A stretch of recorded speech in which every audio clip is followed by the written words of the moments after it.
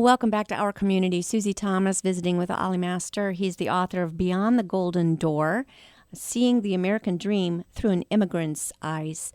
Ollie, would you say the American dream is still alive and well?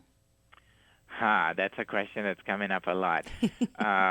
Yes, I quote in the book that the lamp that the Lady Liberty holds, that light may be burning a little dimmer than it used to, but it's still, to me, the place to be. And it's not a naive book. We have our own share of problems and struggles, but I talk about these 5 freedoms that I experienced as an immigrant in this nation that are available to others. So I talk about the freedom of failure, the freedom to love, freedom of entrepreneurship, freedom of religion, and then finally the freedom to self-govern.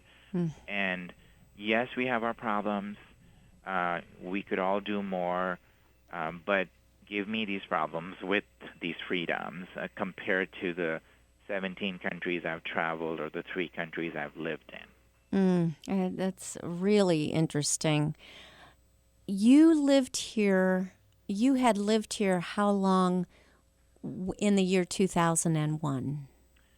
I came here in 86, so it had been 15 years when 9/11 happened. That had to be so difficult for you. Do you mind talking to us about it? Not at all. So, I felt very isolated at that time because I was married to an American, and my allegiance, I felt, was with America. I'd been here 15 years. I'd enjoyed these freedoms I just talked about, but I looked like the people that attacked the country.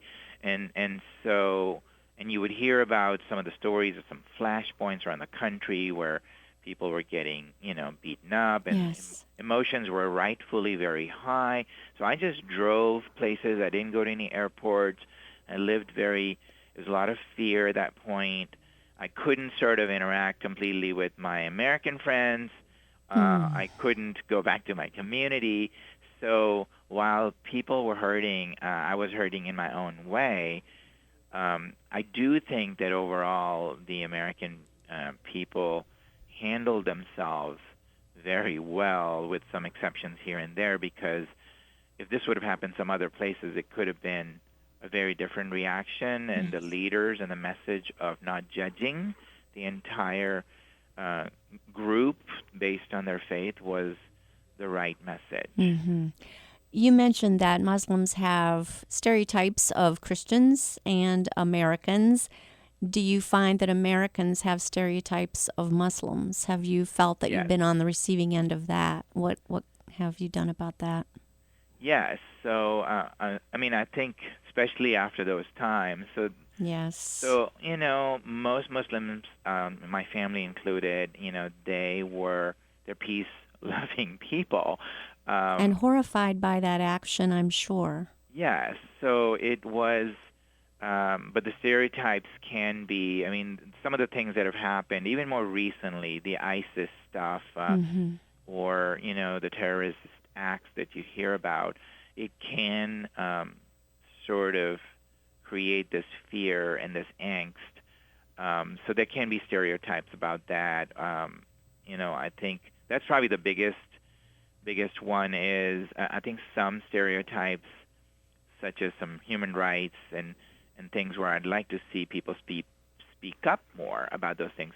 Some of those, again, are real in Muslim countries, but not everybody is in that camp. And so I love that America is all about judging people based on individual actions. And but we need to be careful of that, because we can't let fear drive things, which is happening quite a bit in our country, not just for Muslims, but in general with different races. I find that we are like cameras. We work like cameras, and we tend to see what we focus on, and just that. So, unfortunately, things that drive news are tragedies and crises. And when we are only seeing and focusing on terrible things that happen and the people who did it look like this, it's very difficult to not see that and that's the only thing you see.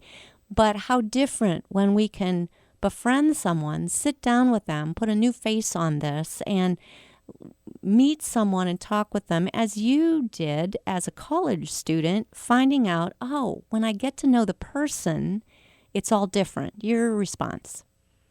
I couldn't agree with you more. I mean, I think if we could just look at the neighbor or the person in your neighborhood or community and get to know them, I think that's true not just of Muslims. It's true, this whole immigration discussion that we're having. Yes. Then we move away from stereotyping behaviors that we hear about. I mean, we're becoming, to your point, such a consumer of information in these small tidbits through walking in an airport or looking at a headline, Mm-hmm. and we basically are swayed by that. So having that human contact is how my life changed and is how perceptions can change for people. Having lived in another country and living in the United States now, and you've come to love these freedoms of failure, love, entrepreneurship, religion, self-governing, do you believe that Americans understand and appreciate the freedoms we have? Not enough. So maybe we do on July 4th. But the other 364 days of the year, we don't. And even I have 4 wonderful kids, and one of the reasons I wrote this book is to remind them they're first-generation Americans. But this book is about someone like yourself, perhaps, who grew up here, and maybe your grandparents, your great-grandparents came here. Right. We take these freedoms, and there are other freedoms too, not just these 5, for granted. And I promise you, there is no other nation like this. There's a reason why there are lines around the world and consulates trying to get here. Yeah, we forget that, don't we? We know we've got a crisis at the border. We've got to remind ourselves there are reasons that people want to live here. Yes. Can you talk about where you are now with this? Your thoughts on immigration? I mean, I don't want to say, so what's the answer here, Ollie? But can you give us some of your thoughts on where we are with this right now? Yeah, thank you for not asking me for an answer. Solve because it. you write a book and people think you're become an expert, and That's right. I'm a proud American immigrant. I'm not an immigration expert, but I do. I am for finding legal ways to make this happen. I feel like, though, after having written this book, I'm immersing myself in learning about what does God think about the alien? What does the Bible teach us about how to treat the alien? And sure enough, it has a lot to say. Yes. And it treats them almost in the same vein as a widow and an orphan. And there's a lot of scripture on being kind and keeping them in mind. So I think the church, and we all can do more, first of all. So I hope that there is a compassionate solution that our leaders can come up with. I'm not saying we should just have open borders and everything like that. We have a government of the governed, of the citizens, but we could all be more compassionate on what's happening. Mm-hmm. Right. We can't have everybody live here because then the rest of the globe is empty and, you're just overcrowded. That can't happen. Are there ways that we can be compassionate and take compassion to other people in their countries? Obviously not if they're fleeing because they're afraid for their lives, but is there a way to take this kind of compassion and help people thrive right where they are? I absolutely think so. I think, like in Pakistan right now, I work with a ministry that opens these small businesses, micro enterprise businesses, just to take our free enterprise system to the world. Because a lot of times, it's not about just like, okay, taking our faith to the world. It's about those values the values of individualism and entrepreneurship, and so teaching them about entrepreneurship or providing education and so many things we can do um, to promote these amazing values that I found here other places. What's next for you, Ollie? Well, I'm still a managing partner at this great firm, Ernst & Young, and I love it. And what I'm finding is that the message of inclusion and just bringing your whole self to work. I mean, the firm is being very supportive of me sharing these things, and so I'm spending some time communicating these freedoms. I am very involved in my church, so I'm the chairman of the elder board at my small church, and so I want to build a multi-purpose facility that can serve as a sanctuary and as a entrepreneurship sort of venture. So trying to apply what I've learned in creative ways. I share my story around the country. So this is, I'm finding a new chapter is opening up in my life, and I think there's probably some other things I'd like to write as well. Awesome. I hope so. And like you said, once you write a book, people assume you're an expert. Once you write a book, people assume you can speak as well. So you're going to be doing quite a bit of that. Where can we get your book? So the book is available. Thanks for asking. It's available at all your local favorite booksellers or on, Amazon and Barnes and Noble.